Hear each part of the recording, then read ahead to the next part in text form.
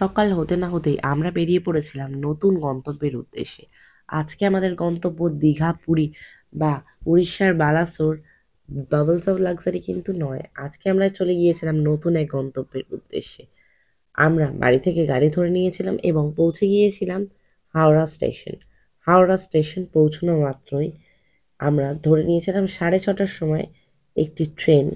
আর সেই ট্রেন আমাদেরকে 4.5 ঘন্টা জার্নির পর পৌঁছে দিয়েছিল আমাদের গন্তব্যে।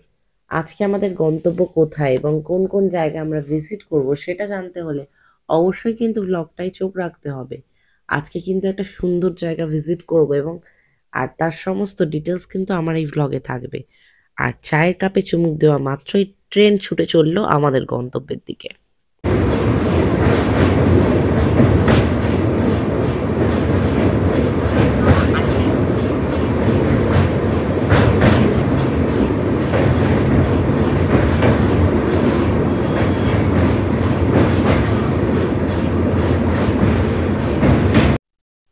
ট্রেন কিন্তু এগিয়ে চললো নিজের গতিতে, আর একটার পর একটা হকার উঠলো, তো সেই জন্য আমরাও কিন্তু বিভিন্ন রকম খাবার ট্রাই করতে শুরু করে দিলাম।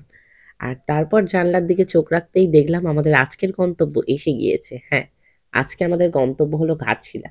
ঘাটশিলা ভ্রমণ করব আমরা। আমরা কিন্তু 2 দিন ছিলাম ঘাটশিলায়। আপনারা চাইলে কিন্তু সেটা 3 দিনও থাকতে পারেন। আর কি কি ভিজিট পয়েন্ট রয়েছে আর কোন হোটেলে আমরা থাকলাম, কত কি খরচ, তা কিন্তু সমস্ত ডিটেলস আজকের ভিডিওতে থাকবে। তাই জন্য পুরো ভ্লগটা কিন্তু দেখবেন। আর বাইরে আমাদের গাড়ি দাঁড়িয়ে রয়েছে, 5 মিনিটের দূরত্ব আমাদের হোটেল। তো গাড়ি ধরে আমরা চলে গিয়েছিলাম আমাদের গন্তব্যে। প্রায় 3.5 ঘন্টা থেকে 4 ঘন্টা জার্নি করার পর আমরা পৌঁছলাম রিসর্টে। এরপর ঘুরতে বেরোবো, একটু জাস্ট ফ্রেশ হয়ে নিই, তারপর বেরোচ্ছি। তো সেখানে গিয়ে দেখা হচ্ছে আপনাদের সাথে।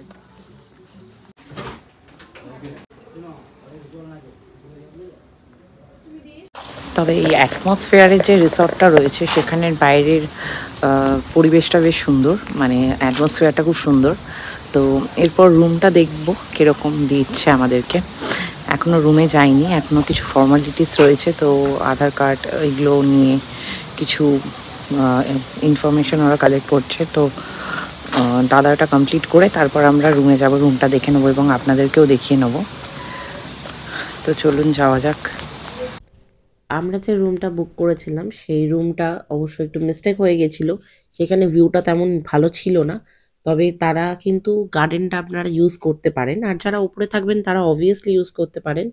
আর এখানে নিচের রুমগুলো কিন্তু 1,500, 2,500, 2,000 করে আছে চার্জেস। আর এই যে রুমটা দেখাচ্ছে এটার কিন্তু চার্জেস 3,500 টাকা। আজকে আমাদের গন্তব্য হচ্ছে ঘাটশিলা।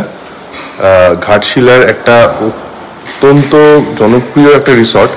মানে আপনারা ব্লকে দেখে থাকবেন যে ঘাটশিলার থেকে স্টেশন থেকে কাছাকাছি রিসর্টে আমরা যেয়ে থাকি, কিন্তু একটু যদি লাক্সারি জায়গায় থাকতে চান তাহলে বলবো যে ওর থেকে একটু 10 মিনিট এলে আমরা আরেকটু ভালো জায়গা পেতে পারি এবং তার ভিউটা অপূর্ব সুন্দর এবং ফ্যামিলি ফ্রেন্ডস সবাই মিলে আসা যায়।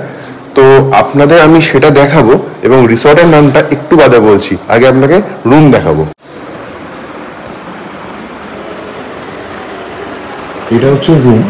এই রুমটার মধ্যে এই টিপটা পুরো মানে গ্লাস ভিউ, যেখানে পুরো গ্রিন দেখা যাবে, পর্দা সরালেই গ্রিন।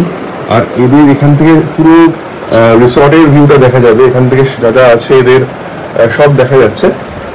এদিকে একটা পুরো একটা সাইড পুরো গ্লাস ভিউ, আর এদিকে একটা ছোট্ট ব্যালকনিও আছে, যে ব্যালকনিটা ছোট হলেও বেশ ভালো, মানে বসে একটু সন্ধ্যাবেলায় চা ফা খাওয়া যাওয়ার মতো যথেষ্ট ভালো জায়গা। আর এই রিসর্টটা অনেক বড়। রিসর্টের নামটা আমি এখনো বলিনি, আমি বলবো, তবে আপনারা দেখে নিন আগে রিসর্টটা কেমন। এই হচ্ছে রিসর্ট, এটা হচ্ছে রুম, খুবই সুন্দর রুম, এসি রুম। এখানে গুগল অ্যাক্সেস ট্যাক্সেস সব কিছু আছে, ওয়াইফাই আছে, ওয়াইফাই পাসওয়ার্ডও এখানে লেখা আছে। এবং এইদিকে বাথরুমটা দেখিয়ে দিই, এটা হচ্ছে বাথরুম, একদম ওয়েল মেনটেন, যাকে বলে ছোট হতে পারে বাট ওয়েল মেনটেন, পরিষ্কার পরিচ্ছন্ন, একদমই পরিষ্কার। তো এই হচ্ছে রুমের ভিউ, আপনাদের দেখালাম।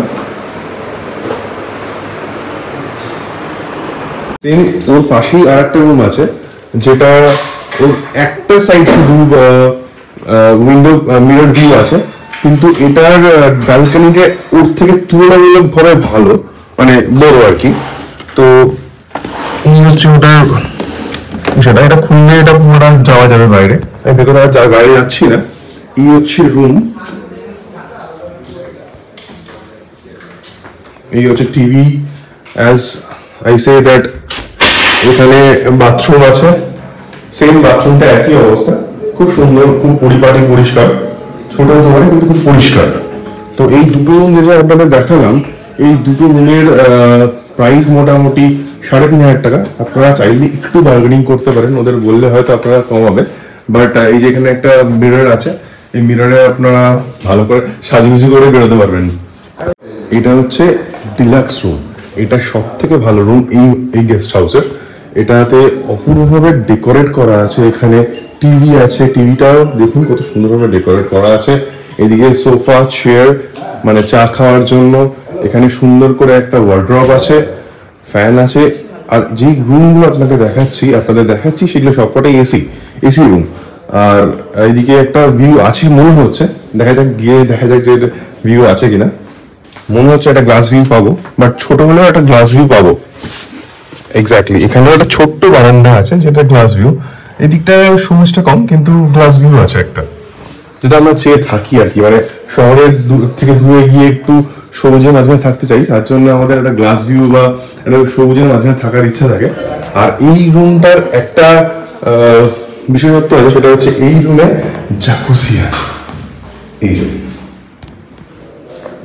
এই যে টয়লেটটা অনেক বড়, জাকুসি আছে। এটা হয়তো ক্লিন করেনি, হয়তো ক্লিন করবে। জাকুসিটা ওয়েল ক্লিন, আপনারা ইউজ করতে পারেন, আপনাদের সঙ্গীকে নিয়ে আসতে পারেন, ফ্যামিলিকে নিয়ে আসতে পারবেন, এবং দুদিন খুব ভালো করে খাটশিলা ঘুরে এখানে টাইম কাটিয়ে যেতে পারবেন। নম্বর 312, এটা সেকেন্ড ফ্লোর, ফার্স্ট ফ্লোরের রুম।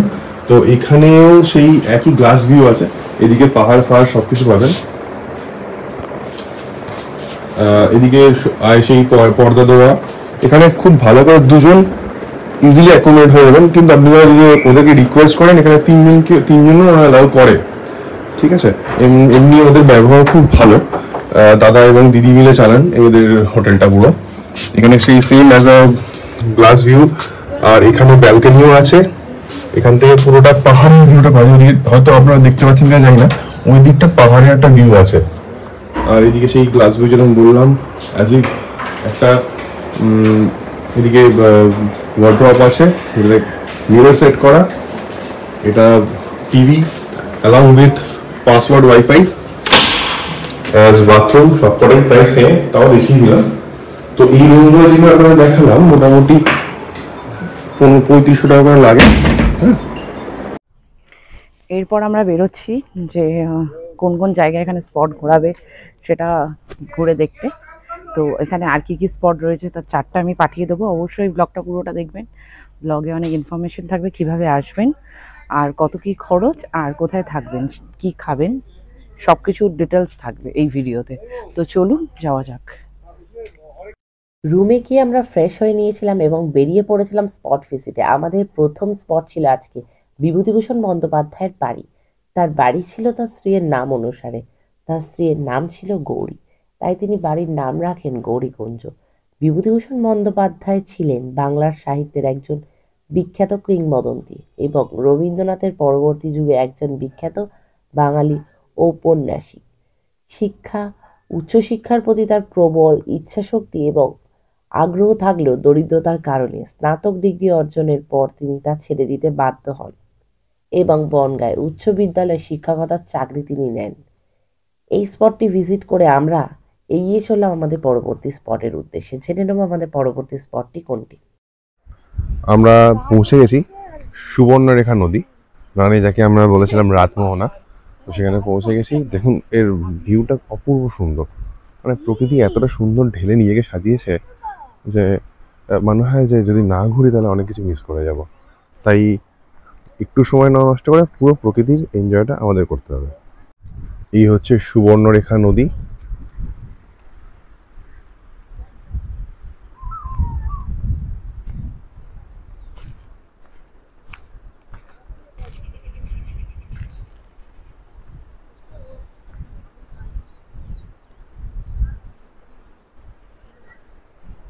এখানকার লোকাল ছেলেরা এখানে স্নান করছে সুবর্ণরেখা নদীতে, আর দেখে নিজেরই ইচ্ছা করছে স্নান করতে একটু।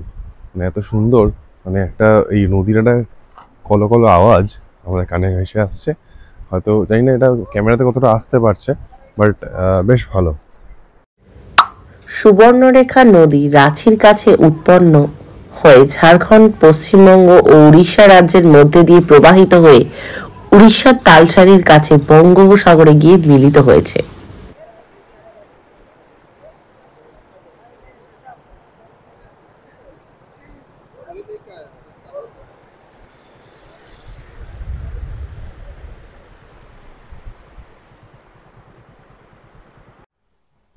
সুবর্ণরেখা নদী আমরা তো দেখলাম, এবার আমরা দেখবো ওরই সংলগ্ন একটি ঝর্ণা, যেটা হতে পারে 12-13 ফুট লম্বা। এই ঝর্ণা আমরা হয়তো আরো কাছে যেতে পারবো আশা করি। এই ঝর্ণাটার মানে ওটা যদি জায়গার নাম রাতমোহনা হয়, তাহলে এটার নাম হয়তো রাতমোহনা ঝর্ণা।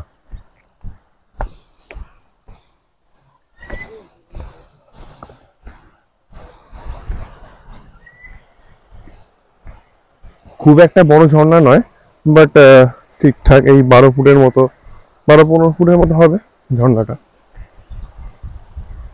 পাথরের গা বেয়ে ঝর্ণা ঝরে পড়ছে এবং এটা গিয়ে নদীতে মিশছে এই জলটাই।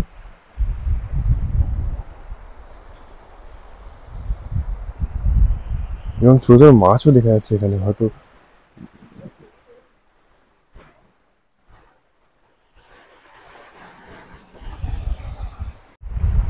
এই হচ্ছে ঝর্ণার ভিউ একদম কাছ থেকে। আর এই ঝর্ণা গিয়ে মিশছে সুবর্ণরেখা নদীতে।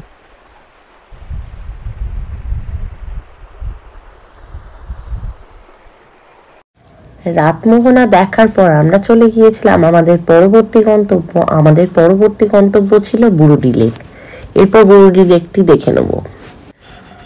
আমরা বুরুডি লেকে পৌঁছে গিয়ে আমরা এখানে নৌকো বিহার করেছিলাম। চাইলে কিন্তু আপনারা নৌকো বিহারও করতে পারেন। তাতে কি হবে, আপনারা পুরো চারিদিকে নদীটা ভ্রমণ করে দেখতে পারবেন।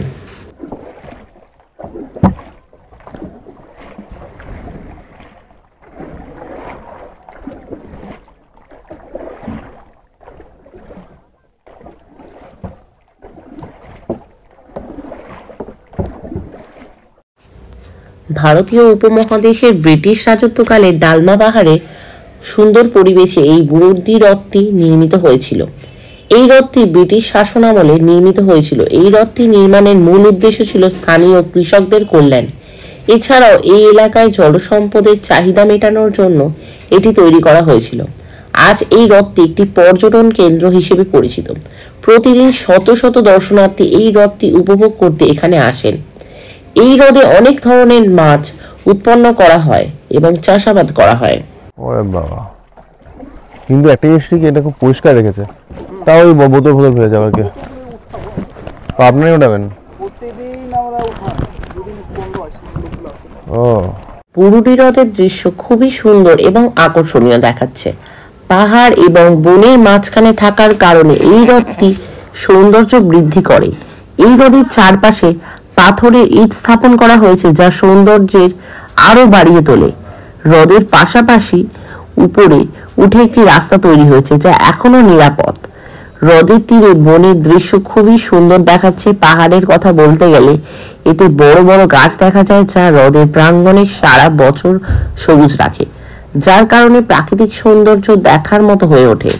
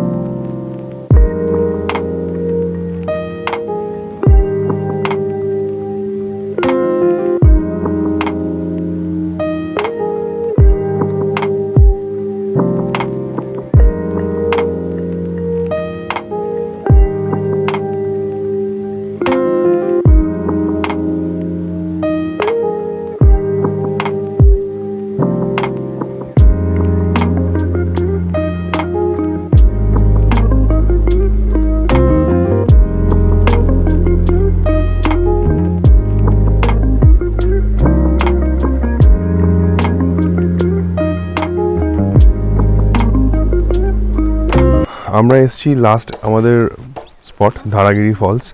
ধারাগিরি ফলস যদি আপনারা আসতে চান চেষ্টা করবেন যদি নিজের গাড়ি থাকে তাহলে সুবিধা হয়, নাহলে অনেকটা আগে আপনাদের নামতে হবে এবং পায়ে হেঁটে অনেকটা আসতে হবে। আমাদের যেহেতু পার্সোনাল গাড়ি নিয়ে এসেছি আমরা, মানে স্করপিও নিয়ে এসেছি, আর স্করপিও তো একটু হার্ডি গাড়ি, তাই জন্য এটা অনেকটা এসছে, কিন্তু বাকি পথটা আমাদের কিন্তু হেঁটেই উঠতে হবে। বেশ খানিকটা 5 মিনিট বলছে এখান থেকে ডিস্টেন্স। এখানে এদেরকে 50 টাকা দিলে এরা গাইড হিসেবে যাবে আমাদের সাথে, তো আমি ওরকমই একজনকে নিয়েছি, উনি আমাদের দেখাতে দেখাতে নিয়ে যাবেন। ভিডিও কর মহুল গাছ, ও মহুয়া মহুয়া মহুয়া যেটা, সেই মহুয়ার জন্য গাছটা হয় মহুয়া গাছ। আর এগুলো জেনারেলি বোধ হয় শাল গাছ। কাজুর মতো খেতে হবে না তাহলে।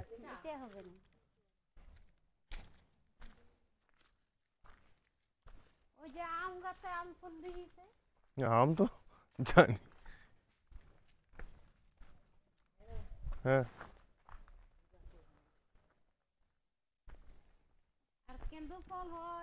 কেন্দু ফল, সেটা কি গো?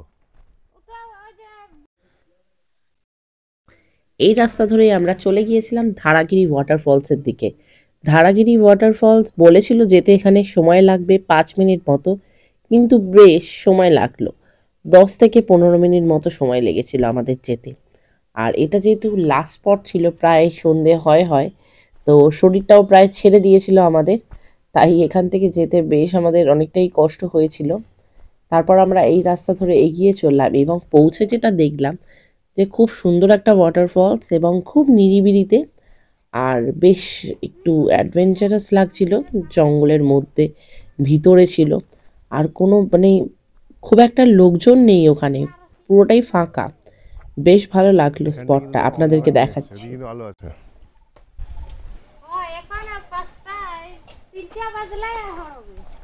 হুম,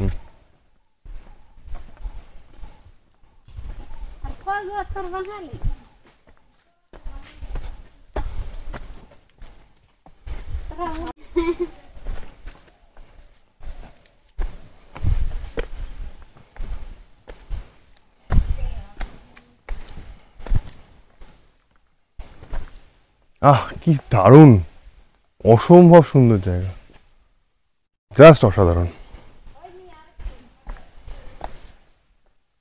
কি ঠান্ডা, শান্ত স্নিগ্ধ ঠান্ডা। এটা ফলসটা আওয়াজ বোধহয়।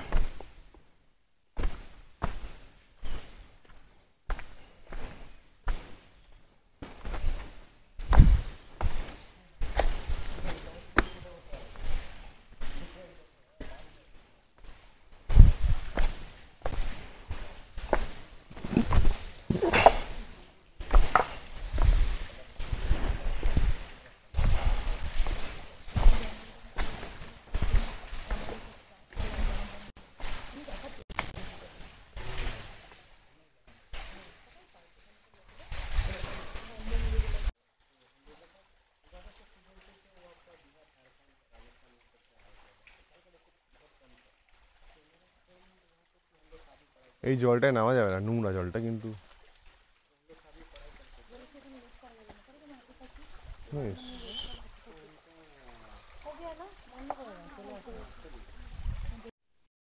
লাস্ট স্পট ভিজিট করার পর গাড়ি এগিয়ে চললো হোটেলের উদ্দেশ্যে। এরপর আমাদেরকে একটু রেস্ট নিতে হবে, সারাদিন ঘুরে সেই সকাল থেকে অনেকটাই ক্লান্ত প্রায়।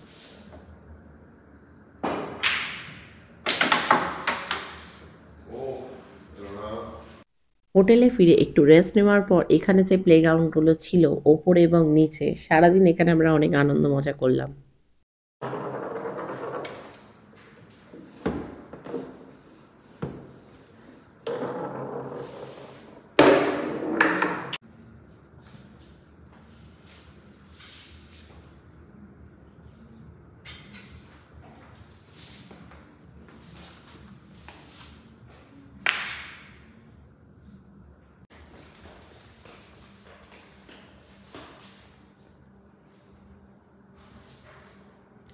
Hi friends, good evening.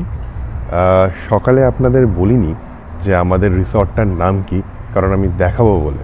Actually আমি চাইছিলাম যে সন্ধ্যাবেলায় আমাদের রিসর্টের ভিউটা আর রিসর্টটা কী সুন্দরভাবে সেজে উঠেছে সেটা আপনাদের দেখাবো, তাই সেটা দেখাই আর আপনারাই বুঝতে পারবেন যে কতটা সুন্দর রিসর্ট। এই হচ্ছে আমাদের রিসর্টের নাম হচ্ছে অ্যাটমসফিয়ার। এটা মোটামুটি বলতে গেলে ঘাটশিলার সব থেকে সুন্দর রিসর্ট। এখানে পুরো লাইট দ্বারা পুরো রিসর্টটাকে সুসজ্জিত করা আছে। এখানে বিয়েবাড়ি পারপাসেও ভাড়া দেওয়া হয়, ওইদিকে বিয়েবাড়ি পারপাসে ভাড়া দেওয়া হয়। আর এই রিসর্টটাতে বাইরে আপনারা যে কোনো সেলিব্রেশন, ছোটোখাটো পার্টি সব কিছুই করতে পারেন। Well maintained, well decorate. আর আমার এখানে আরও একটা জিনিস ভালো লেগেছে, সেটা হচ্ছে আমার প্রিয় ভোলেনাথ এখানে আছেন বসে। এই যে এই নিউ বসে আছেন।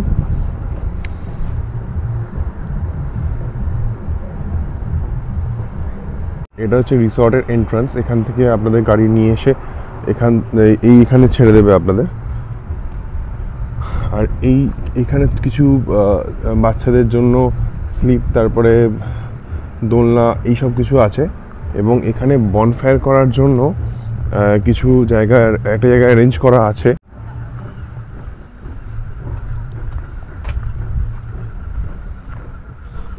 এখানে বনফায়ার হয়, এইখানটা বনফায়ার হয়। আর এখানেও ছোটোখাটো পার্টি বা এসব অকেশন অ্যারেঞ্জ করা হয়। আর এদিকটা টেন্ট করা আছে, যারা এসে টেন্টে থাকতে চান সেই টেন্টেও থাকতে পারেন। এবং আর এইটা হচ্ছে কটেজ টাইপের। এই কটেজও আপনারা ভাড়া নিতে পারেন। কালকে আমরা ওদেরকে রিকোয়েস্ট করব যে একটু কটেজটা দেখাতে, যাতে আপনাদের আমি দেখাতে পারি। এই রইল গেস্ট হাউসের ভিউ। আপনাদের আর একটা জিনিস দেখাই, ওদের যেরকম পার্টি বা বিয়ে বা যে কোনো অনুষ্ঠানে অ্যারেঞ্জমেন্ট করার জন্য বাইরে অ্যারেঞ্জমেন্টের ব্যবস্থা আছে, এবং এদের কমিউনিটি হলও আছে, যেখানে বিয়ে বা পার্টি বা যে কোনো কিছু হতে পারে।